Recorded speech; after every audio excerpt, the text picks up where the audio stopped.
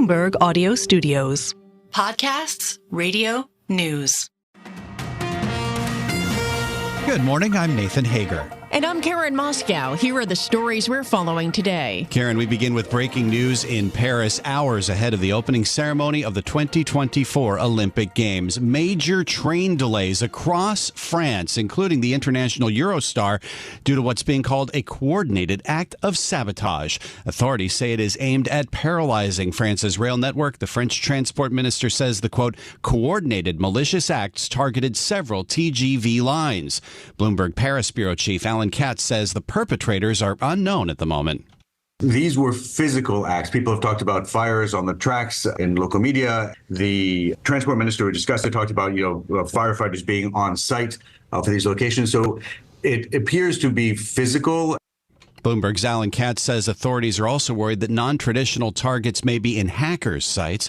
Stay with Bloomberg Radio. We will continue to provide updates on this developing story throughout the day.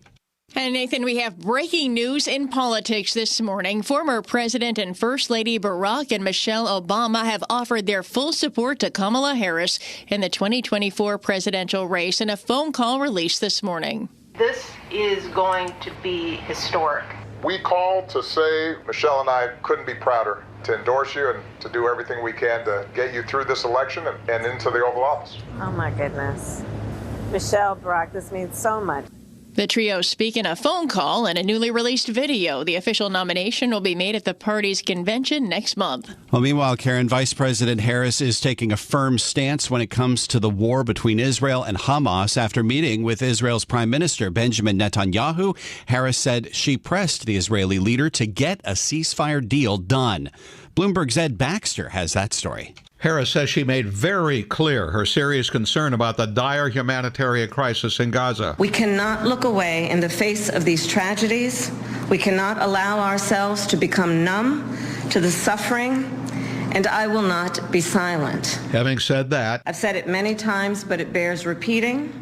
Israel has a right to defend itself, and how it does so matters. Harris says what has happened in Gaza in the past 9 months is devastating. Ed Baxter, Bloomberg Radio. All right, Ed, thank you. President Biden also met with Israel's prime minister as leaders say they're in the final stages of closing a deal to pause the fighting and release hostages. And Bloomberg's Amy Morris has the details from Washington. Family members of more than 100 Israeli hostages being held by Hamas met with Biden and Netanyahu at the White House. Jonathan Deckelchen, whose American son is being held, said they came away from the meeting with a sense of optimism. There is more reason today than in any time since the last round of hostage releases that there is a place now to complete this three-phase deal. White House officials say those negotiations are now in the closing stages, but there are still some issues that need to be resolved. In Washington, Amy Morris, Bloomberg Radio. Okay, Amy, thank you. And after his time in D.C. this week, Prime Minister Netanyahu heads to Florida today, where he'll meet with former President Donald Trump at his home in Mar-a-Lago. Now, Trump and Netanyahu enjoyed a close relationship while the former president was in office, but they split after Netanyahu recognized President Biden's 2020 election victory. And with the election fast approaching, Nathan, a presidential debate is still on the schedule for September 10th, but Donald Trump is not committing to it just yet. The Trump campaign said it would be inappropriate to commit until Democrats formally nominate a new candidate. Trump also says he wants an organization other than ABC News to moderate it. Vice President Harris says she's ready to debate and says Trump is backpedaling. Now let's turn back to the markets, Karen. The Fed's key inflation gauge, core PCE, comes out at 8:30 this morning, Wall Street time. It could spell the path for rate cuts this year. Bloomberg's Michael McKee has a preview. There's a possibility of an upside surprise today. The inflation numbers in yesterday's GDP report were good, with headline and core PCE falling below 3%. Those are quarterly averages, however. Today's monthly number for June will matter more to the Fed in terms of the current trajectory for prices. Chairman Jay Powell has said the central bank won't wait to cut rates until inflation reaches the 2% target. GDP also suggested upside possibilities for consumer spending in today's report. For the quarter, spending was up more than expected, 2.3%. If much of that strength came in June, it would reassure Fed officials they are not behind the curve on growth. Michael McKee, Bloomberg Radio. All right, Mike, thanks. And as traders see signs of a resilient U.S. economy, calls for a July rate cut are growing. Former New York Fed President Bill Dudley tells Bloomberg policymakers should reduce rates next week. If the Fed doesn't cut in July and waits till September, it's not going to have a huge effect on the economy's trajectory, except the fact that when the unemployment rate starts to deteriorate, it seems to be a reinforcing negative feedback loop. Jobs are lost, people pull back on spending, that leads to further cuts in employment. Bill Dudley's comments were echoed by fellow Bloomberg opinion columnist Mohamed Alarian. He says delaying cuts could prove to be a policy mistake. But yesterday's better-than-expected GDP figure did reinforce bets the Fed likely won't cut until September. Well, Karen, Wall Street's split has widened as smaller stocks rise and big tech gives back more of its huge gains. More in this report from Bloomberg's John Tucker. John. And Nathan, continued weakness for a pocket of big tech stocks, including NVIDIA and Microsoft, weighed on the S&P 500 yesterday. It closed lower by 0.5%. The tech-heavy NASDAQ, that gave up another 0.9%. And that rotation of the smaller caps continued with the Russell 2000 climbing. It's a further sign investors are preparing for interest rate cuts. And Stu Kaiser at Citigroup Global Markets believes earnings will be key for future performance. Big picture, I think the earnings outlook looks pretty strong. 12-month forward EPS is like $260, which is a very big number. The challenge is that the expectations around that earnings outlook are quite high. Well, the velocity of this sell-off has rattled investors. It took about 20 trading days in 2023 to produce an 8% drop of the tech-heavy NASDAQ. Compare that with just 10 trading days this time around. John Tucker, Bloomberg Radio. All right, John, thank you. Well, turning back overseas, Apple is losing ground in China's smartphone market as local companies take a lead. iPhone shipments slid 3.1% in the June quarter, compared with an 11% year-on-year rise among Android-powered competitors. According to market tracker IDC, Apple is now out of the top 5 handset makers in China for the first time in 4 years. And back here in the U.S., Karen, J.P. Morgan Chase has launched a new research analyst artificial intelligence chatbot. The bank is telling its employees to use its own version of ChatGPT as a writer, idea generator, and problem solver. The new tool called LLM Suite comes as many expect AI to create major economic gains, but also displace a number of jobs. And it's time now for a look at some of the other stories making news in New York and around the world. For that, we're joined by Bloomberg's Michael Barr. Michael, good morning. Good morning, Karen. 2 suspected leaders of one of the most powerful Mexican drug cartels are now in U.S. custody. Officials say 76-year-old Ismael Lambada Garcia, also known as El Mayo, and Joaquin Guzman Lopez, son of infamous drug lord El Chapo, were arrested after landing in a private plane in El Paso, Texas yesterday. Attorney General Merrick Garland. Fentanyl is the deadliest drug threat our country has ever faced. The Justice Department will not rest until every single cartel leader, member, and associate responsible for poisoning our communities is held accountable.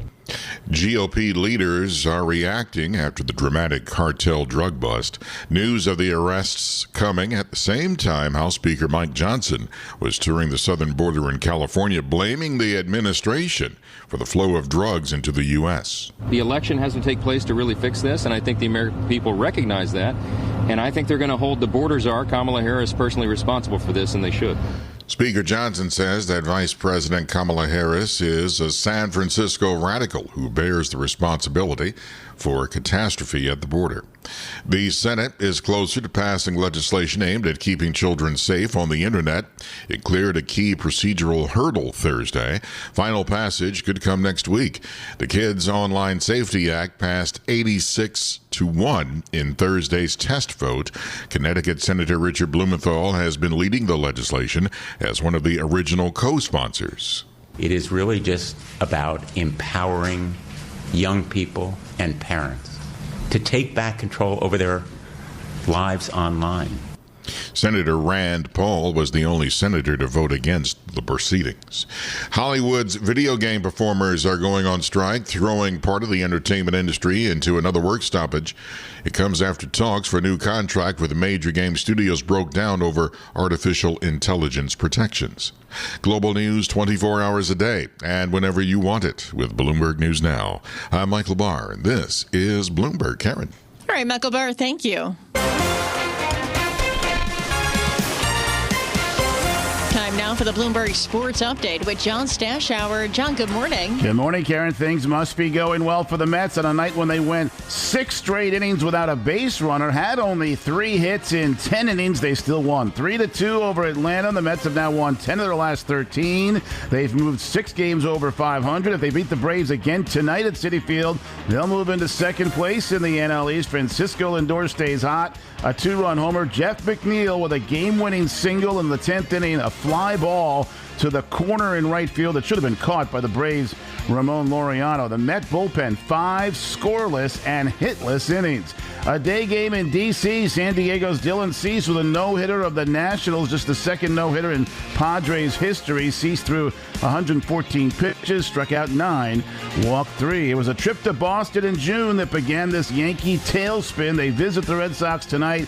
Yanks are 11-23 in their last 34 games. Only the White Sox have been worse. Here was Aaron Boone after the most recent loss to the Mets. I'm not going to define stretch this or that. We got to go win, right?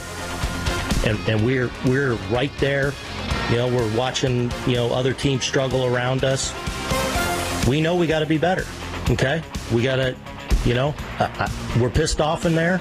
We got a lot of pride in there. We have a lot of expectation in there. Yanks now 2 games behind the Orioles. Baltimore had a walk-off win in Miami. The trade deadline is next Tuesday. Tampa Bay just dealt outfielder Randy Arozarena to Seattle. In Paris today, an Olympic opening ceremony is unlike one anyone has seen before. They're not using the stadium. The athletes will be parading while traveling on dozens of boats. 3.7 miles along the Seine River. The procession should take about 4 hours, wind up near the Eiffel Tower. 300,000 people expected to attend. John Stashower, Bloomberg Sports. Karen and Nathan. Coast to coast on Bloomberg Radio, nationwide on Sirius XM, and around the world on Bloomberg.com and the Bloomberg Business app. This is Bloomberg Daybreak. Good morning. I'm Nathan Hager. The opening ceremonies of the 2024 Paris Summer Olympic Games are just hours away, but this morning a massive act of sabotage across the French rail network is threatening to spoil the party.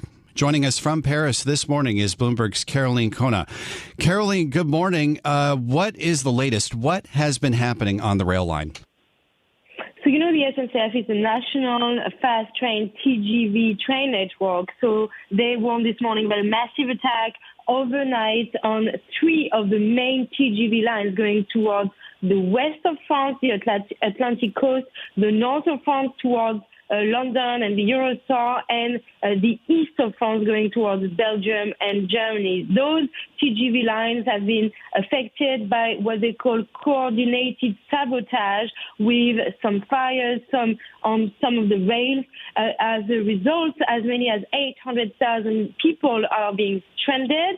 And in fact, some of these disruptions could last all weekend. So it is possible that many people coming from those regions would actually not be able to make it tonight for the opening ceremony of the Games. The SNCF president saying this morning it's attacking a part of France.